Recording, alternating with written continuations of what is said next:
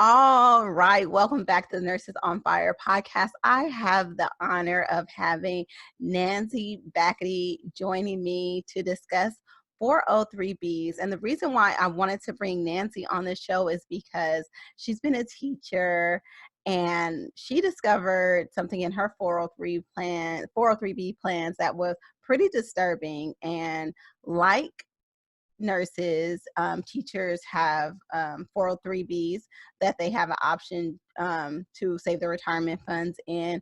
And I wanted to bring Nancy on to impart the knowledge that she has learned in her own self-discovery about 403B plans and what we should be looking out for to make sure that our investments and our retirement is protected. So thank you so much, Nancy, for joining us on the Nurses on Fire podcast. I'll give you a moment to tell us what you're all about, and then we'll dig in deep into your story. Oh, great. Thank you for having me, Naseema. My pleasure. So like you said, I've been a teacher for 16 plus a few months, years, and recently left my job. I retired earlier than I was expecting to, Yay. Planning on it. A couple of things happened that kind of allowed me to do that. Mostly it all came from when I discovered that my 403B plans had a lot of fees in them. Mm. But let me go back a little bit, because as a first-year teacher, when I started at 41, I was late in the game. Beyond late in the game, we had made some financial errors, we'll sum it up as, my husband and we were raising 4 children on 1 income. Combined with these financial mistakes, I started at less than zero. And I immediately started to save in the 403B because that was the investment vehicle that teachers had access to. And it was sold to me as a 401k, except it's different because it's for teachers. As somebody in my 20s when I was working, I had a 401k. So I understood that. I also had an IRA when I was a teenager because I understood the value of saving and compounding. But what I didn't know is that the 403B is really not like the 401k at all. So, which most people are familiar with. And it's sold to teachers and nurses and public employees like nonprofits as well. And other administrators in school and anybody in the healthcare systems have access to a 403B. And they are primarily sold to teachers. I don't know exactly the percentage that are sold to nurses, but they're sold to teachers as an annuity product. 75% of 403B plans in teachers' accounts are annuities. And I'll contrast that with about 5% maybe that are in the 401k holdings or in annuities. And that's a big difference. 401ks are governed and protected under ERISA laws, and that is not the case at all. There's no governing agency that protects teachers and their holdings in 403B plans. And that's because they're sold as annuity, because they're under the annuity umbrella, right? So yeah, unlike 401ks. Right. It's not because they're sold as annuities. Annuities would be protected, I suppose, if it was in like a 401k, because 401ks are governed and protected. But the 403B plans, when they started, were not governed and protected. And that is allowing the insurance companies and the banks that market and sell to teachers, it's allowing them to come in there and sell higher priced products that would ever be accepted in the 401k world. Otherwise, they'd be opening themselves up for a lawsuit, which can and has happened. But you're not allowed to sue for bad plans in the 403b world because there's nothing to sue. There's nobody stopping the high fees from being placed upon the teachers and the 403bs. So let's just stop there and just dive into why would somebody want to sue their 403b? Well, good question. Because when they find out that the fees are excessive, and I say excessive only because I think they are excessive, and the worlds and the 403b agree, they would come to realize that the employer should have been able to offer them a better plan that wasn't as expensive. Oftentimes there are no low-cost index fund options in a 403b. And oftentimes they're only sold as annuity products or custodial fee mutual funds. And as a result, you have fees such as commissions for the salespeople, AKA advisors. They're not often advisors. You have expense ratios, which are common in any fees, in any funds, but oftentimes the funds that are sold to teachers have high expense ratios, like 1.5 or 2.0, or anywhere up to even 5%.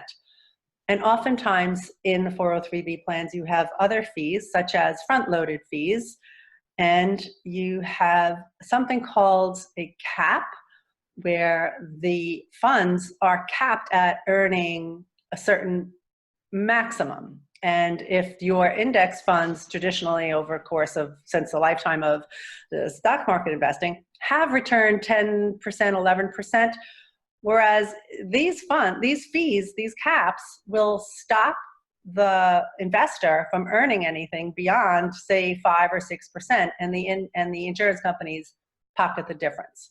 So, like what that actually means for your money is that when you're investing, a lot of your money that you're putting in is being eaten up by fees. So that reduces the amount that you're even exposing to the market. And then in your investments in themselves, they're limited in their growth because there are these caps in place. So you're missing money on both sides. So that would make you kind of angry enough to want to take action against somebody.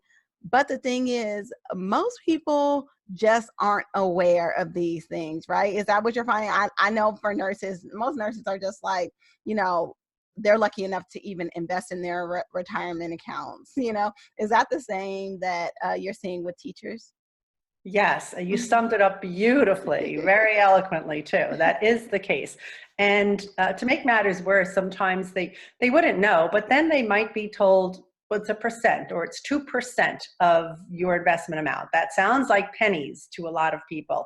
1% of a dollar is a penny. So oftentimes it's just ignored as being insignificant, and nobody does the math to see how it would compound. But if you do the math over one's lifetime, maybe a few decades of working and investing, it will amount to over $200,000 less at the end of the day when you're ready to cash out. Less in your account, and that's with a very modest contribution every month, maybe oftentimes not every year. $200,000. Imagine that just being the difference of your balance. So yeah, you summed it up. You know why I find this especially troublesome is because nurses and teachers are, this is a female predominated workforce, and so not only are we coming in with this income gap, so we're getting paid less upfront, but then when we try to invest our money to have some savings, we're getting hit on that end as well with these fees and these caps. And so it's pretty disheartening, like to see what the financial services industry is doing, to this female predominant workforce. Like it's, so this is why I'm bringing this podcast, because we need to wake up and we need to understand that these things matter. Yes, it's awesome that you've actually started to invest, but now like you really need to take control of your money and really understand where your money is going, because if you don't, people will find ways to gyp you. People will find ways to take advantage of you. And we have to be more conscious when it just comes to where our money is going, how it's being spent, and where these fees, what fees we're incurring. And so thank you so much, Nancy, for, just highlighting this. And I am like in awe that you were able to even, pick up on this on your own. Like what prompted this for you to be like, hold on, like there's an issue here. Like when did this start? Was this right when you first started working, or was it over time? I wish it was right when I started working, but it wasn't. I had been investing in a fund, in a fee, in an annuity for about 10 years. And maybe a little bit less, because I met another advisor who told me that I could be spending more than I needed to, and so he put me in another account which had a lot of front-loaded fees, which means that if I contributed $100, maybe only $95 went in because he got 5%, and that was only one fee. So it took a little while for me to get the message, and it had been in front of me. I just ignored it because I expected 1 or 2% was not a lot. And finally, after reading a few different articles, I realized that it didn't have to be this way, and that my neighbor in the 401k world was paying ridiculously lower fees that I thought was not fair or was wrong. I felt very wronged, and fortunately, I didn't feel like I made a bad decision. I felt that I was sold a bad product, and that those products should never have been offered to me in the first place. Because I've come across many teachers, once they became aware, that felt stupid, felt ignorant, felt like they should have known better. And women especially are kind of pushed to feel that way. Yeah. When I went to the advisor that was on the account, and it wasn't an advisor, it was a sales rep, he made it sound, and they're mostly men, made it sound as if I was asking questions that were silly, and gave me an answer in another language, basically, that made it awkward and made it uncomfortable and made me kept feeling like, why didn't I understand it? So it wasn't until I did a lot of reading on my own, and I feel angry about that because I've considered myself pretty smart. I should understand these things, and I did. And once I did, then I understood what they were doing, the manipulation. I understood that the 400-page prospectuses given to us are meant to make us quit from trying to learn. Mm-hmm. And when I tried to withdraw from that account, not only was I paying all those fees, but now I had something called a surrender fee. Yes. And the surrender fees come into play because the salesperson earns a commission on every dollar that goes in. And so the company has to recoup if I'm going to withdraw my money because they already paid out that commission. So now they're charging me excess fees to take my money out. And it's not like I'm taking it out to spend. I'm taking it out to put into another, a better 403B plan. Wow. So it just was too much. And it made me angry, and it made me want to voice it out so other teachers don't fall into this. And really significantly, this movement with the 403B plans has kind of caught on. And Tara Siegel-Bernard from the New York Times wrote a wonderful series back in 2016 to highlight it. And Turgeson from the Wall Street Journal is doing the same thing. And new articles come out. It's in the media now.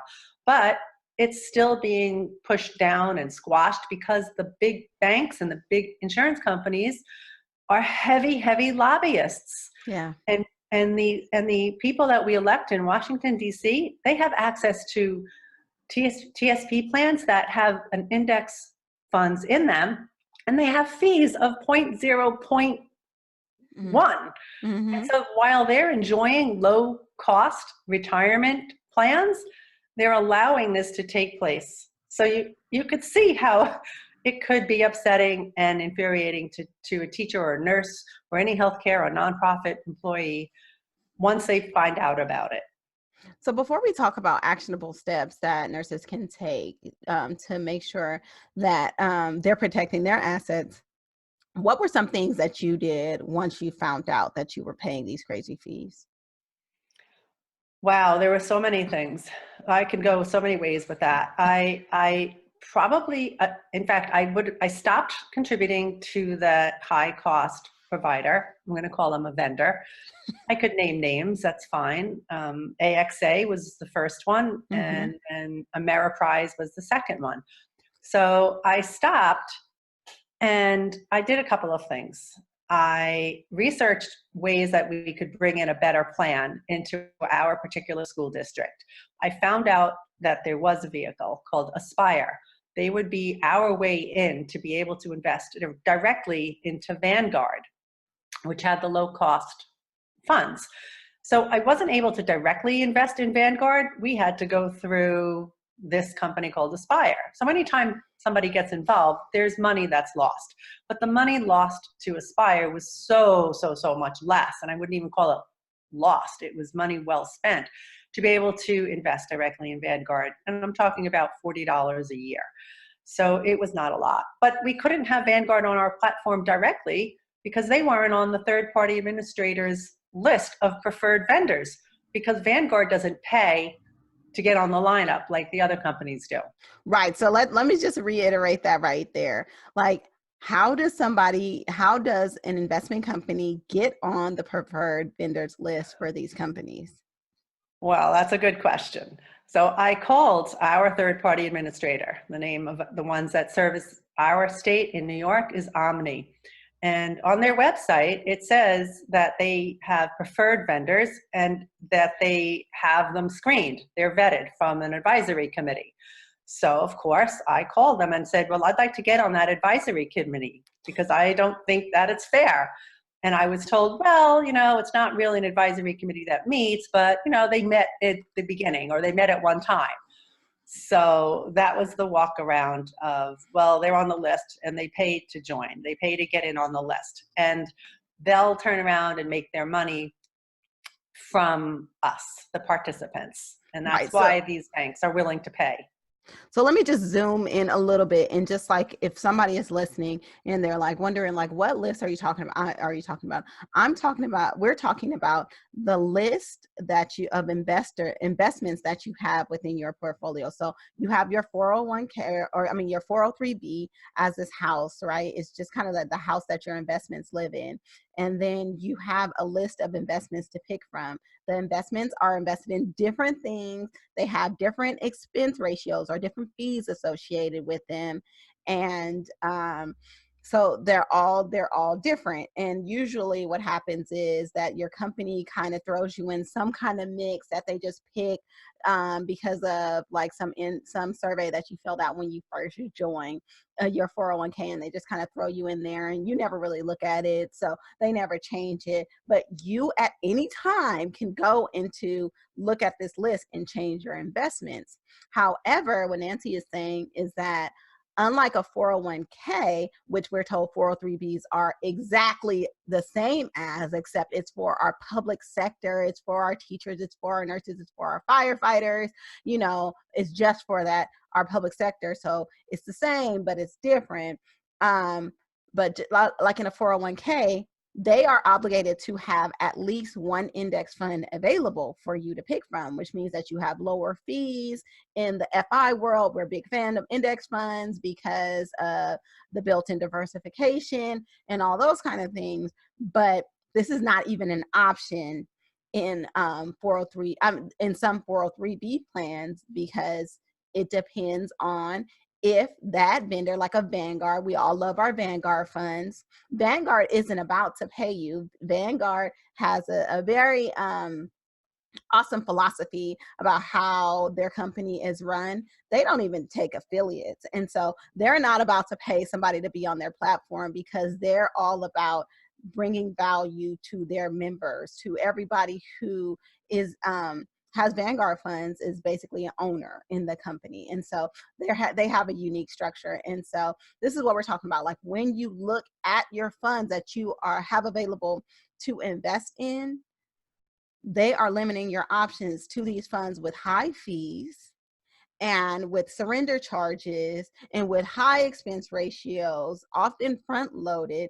And so our ability to have our money be invested and grow in the future is really, really limited. And so just to kind of bring it back and summarize, because I know it can be a little bit confusing, especially if people are like, hey, I just figured out how to invest in this thing. Now you're telling me that they've taken all my money. Yes, we are telling you that, but we're also about to provide you some alternatives. So Nancy, you're saying that you stopped contributing. You tried to get on this invisible advisory committee that basically and then that's how you found out that people were paying to play. Yeah, that's correct. Yeah. That's correct. Mm-hmm. Yeah. And when you're working in a company that has a 401k, you know and can expect that the business personnel, let's say the human resources person in charge of the 401k plan and its administration, let's call her Mary. Mary has done her homework. Mary knows the vendors and chooses from among vendors. They might even put a request for proposals from different vendors. And when I say the word vendors, what I mean is companies like Vanguard or Fidelity or Ameriprise or Voya or AXA. And Mary's job as a diligent employee is to find the best plan that it can offer for its employees. So Mary will say, well, this plan is very expensive. Voya's plan is very expensive. It has funds that have high expense ratios in them and expenses. And Ameriprise is only selling annuity products, but Vanguard's plans and Fidelity plans look wonderful. I'm going to choose between those two, and then they choose one, and all the employees that come along are happy paying low fees in their Vanguard fund that Mary vetted. Let's contrast that in a 403B plan. The human resources or the business staff, let's call him Joe. Joe says, I can't tell you anything. We have these 200 vendors on our lineup. Go, good luck. And that's what they do. And they allow those 200 vendors, which includes the Voyas and the AXAs and the Ameriprise and the Oppenheimers and the et cetera, fill in the blank. California has 200 vendors on their lineup alone. So not only aren't they vetted, but they're not, in most cases, they're not the best option for you, the participant. But even if they aren't the best option, like when somebody is, even if they are good options, if somebody is presented with a list of like 200 things to choose from, like, and they're like, especially just coming into the workforce and they're just like, I just want to get my retirement account started. They're just going to ask their neighbor, or they're going to ask the, HR person. So which one should I pick? Or if there's a rep there, that has, a nice suit on and there's somebody that's presentable, they'll probably pick that company. Like there's no real due diligence done when vetting these companies because people honestly just don't know that picking one company or the other can cost them multiple hundreds of thousands of dollars a year, which is really, really sad. But again, this is why we're sharing this. This is why I'm having Nancy come on and talk. I'm not exactly sure. For me and my 403B, we have a company, just one company to choose from. Like we don't have any option. And it's actually a good company. Me and Nancy actually did the back end analysis and our plan is okay. But I don't know if other hospital entities that have 403B eligibility have multiple vendors. I'm not sure, but teachers have all these multiple vendors to choose from. And so it's really interesting that they would make a teacher coming into a job, signing up for their 403B, make this kind of choice. I know. And one of the reasons is because they are not allowed to be construed as giving advice. They're not protected. They're not protected under the non-ERISA laws. They're not protected. So they don't want to be seen as that. And what you just said too is that who are you going to turn to? You're going to turn to the person in the suit. Most cases it's a male. Or you're going to turn to your neighbor who's also been sold these plans by that suited man. And so that's what would happen. And that's where they're going to get their information from. And they go down that rabbit hole. But we're going to teach them to do better. So let's talk about what someone needs to arm themselves with to make sure that their 403B is working for them. Great. So when you and I spoke, I said, well, just go out and ask your sales rep, your salesman, your advisor, what his fees are or how he gets paid. And I also said, if you don't see that salesperson, just call the 800 number on your statement. So that's exactly what you did. And you asked, well, how do you get paid? And you had such an awesome answer that I think you understood well. And your plan is definitely a better one than I've ever seen in education. And so, so that's exactly what I would say. There are steps to take, and that is it, to call the 800 number because you might not ever see your salesperson and ask that hard question. It's easy, and if you're on the phone especially, but there are steps to be taken and can be taken to change it. So if you, So if you have this list of like, I'm in California, obviously, so 200 vendors that you can possibly go with, and you find out that your vendor is super horrible, charging you high fees, how do you go about using another vendor? So in education, you would simply stop contributions, go online and stop those contributions. We use a third-party administrator and direct your monies into another vendor. So your question is, how do you find out who the better vendor is? Mm-hmm. Well, well, I would say you go to 403bwise.org and you look up better vendors. Join the Facebook group it's called Teach and Retire Rich Facebook group. Anybody, you have to be a teacher, but they might let nurses in if you're part of the 403b plan. Mm-hmm. And ask that question, because there'll be plenty of opportunities from people that were in your shoes previously to go ahead and say, well, let me see the list of vendors that you have. These are your best options. And in addition to that, so you don't have to rely on anybody else in particular, there are simple explanations of fees that we can understand. And then you can learn and make that decision yourself and identify the best vendors that are out there, or find one to bring in. Yeah. You'll also have the choice to bring in another vendor. And that's the same for everybody. As I understand, like if I really found that my 403b was unethical, charging all these fees, I could go to my HR department and be like, listen, this is what I found. These are the fees. This is what we're paying, like, can we look at another vendor? Or these are some vendors that I researched and recommended and recommend. Can we look at these other vendors? If not, I have the choice to take my money out of that fund and use it and put it somewhere else, correct? Yes, that's Yeah. correct. 100%. Yeah. It's your money. Yeah. Yeah.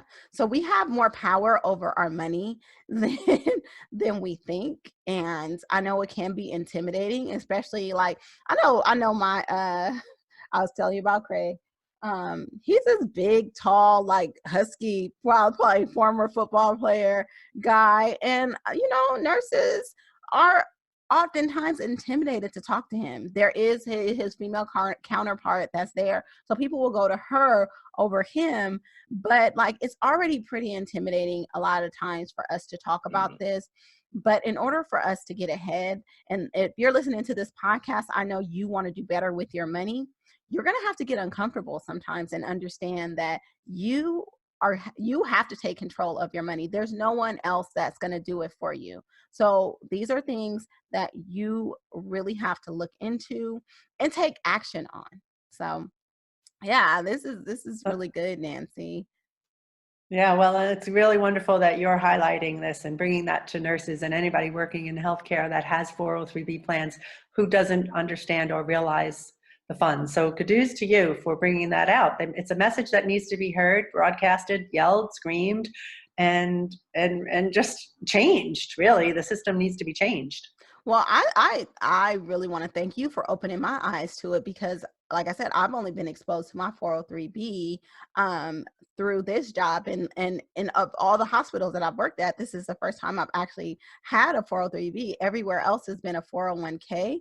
And I've even been telling people that same thing. A 403b is just like a 401k, except it's for a government entity. And a 401k is obligated to have an index fund, and I believe in index fund investing. And so I've always said that, and I didn't realize that this wasn't something that was widely available for 403b plans. So I was so happy. So I met Nancy at a Camp FI. If you guys don't know what Camp FI is, Google it, because it's an awesome experience to collaborate and just a fellowship with other people on the track to financial independence.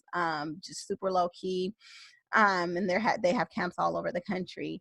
But Nancy presented at Camp FI, and I was blown away because I love my 403b because I have the 457 option, and I'm just like, this is bomb. This is the best thing. But then when I found out that it's not, every 403b is not created equally, I wanted to make sure that you guys knew that, and you knew what to do to empower yourselves to make some changes. So thank you again, Nancy, so much for sharing that information with me, for sharing that information at the camp and on the Nurses on Fire podcast. Is there anything else, any tidbits, any extra thing you want to share with the audience or you want to leave us with? Well, you summed it up beautifully. I think the one thing that I would add is that it's kind of what you just mentioned too. You have access to a 457 plan, and that's similar. It's a retirement vehicle to the 403B. And nurses and teachers could invest in both funds or both vehicles rather at the same time. And they have maximums, but your maximums is essentially doubled because if your contribution limits are 19,500 in 2020 in a 457, you could make the same dollar amount contribution in a 403B. So you can essentially have a wonderful vehicle to shelter and protect and to invest a lot more money. And in addition to those two vehicles, there's the Roth IRA feature too. And in many times for teachers and nurses, that might be a better low cost vehicle. But those three vehicles, it's not just 403B that's sold. Yeah. Yeah. Yeah. And I fully recommend, especially for nurses working in California where we have really high salaries, in order to lower your taxable income, make sure you're optimizing those 403Bs, maxing out those 403Bs, maxing out those 457s, because there's no other way you can, I mean, besides a solo 401k where you can divert $39,000 a year into non-taxable funds. And so, yeah, I totally recommend taking advantage of that. But then on the other side, now that you know this information, making sure that you're understanding the fees that you're paying, or if you have surrender fees and all those kind of things, and empowering yourselves to make changes so that you are doing what's best for you. I did have a question though. Actually, I just thought about it again. When you left, so when you stopped contributing to that 403B, your funds have to stay there unless you want to pay the surrender fee, correct? Yes and no. It Okay. depends on how recent you contributed those funds. Okay. My surrender fee went away after 12 years, Oh, which sounds like a long time, which it because was. they collected their fees by then. Yeah. Could you imagine 12 years of catching up for the commission fees that were paid out on day one? Day one. So yes. So some plans are set up differently. Some surrender fees are maybe 7 years into the game, or 12 years, even longer. Yeah. So if you paid the fees or not, you then at that point you can roll those funds over into another 403B or the new 403B? Exactly. Yeah. Yep, exactly. Okay. Yeah, and I know I've talked about the fees, but I do want to say that if anybody is investing in a 403B, you've made the right choice. You made a great decision to shelter some of your money and to save it for the future. That's awesome. You're a rock star just for doing that. And it's a great thing to do. Yeah, and I don't want to discourage anybody from investing. That's not the goal of this podcast episode.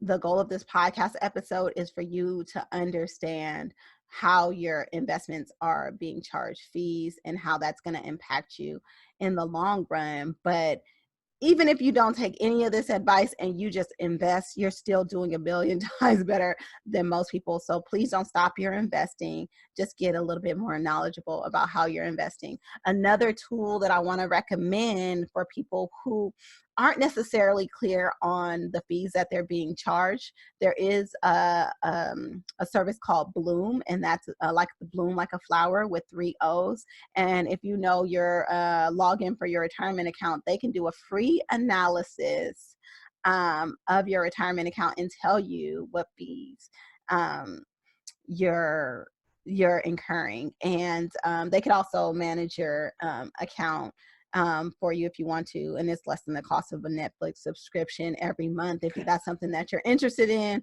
But there are ways to look at your fees if you're not like really savvy about opening up that prospectus and turning to that fee page and looking to see what your fees are, or just don't understand it.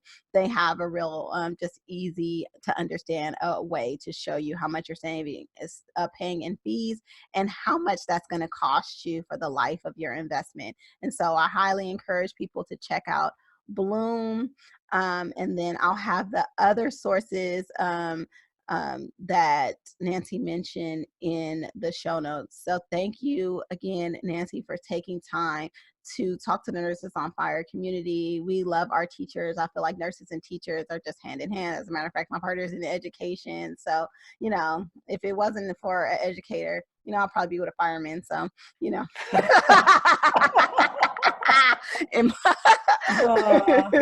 Always, always a pleasure. That's great. Great chatting with you. It's wonderful. Thank you for all you do, Naseema. Of course. And thank you. And enjoy your time trotting around the world. And we didn't really talk about this much, but Nancy is living her best life, her best FI life, traveling around the world. She has multiple real estate investments. And so you guys want to definitely check out Nancy because she's doing her thing. So thank you again, Nancy. It's been a pleasure having you on the podcast, and continue spreading the good word. Thank you. All right.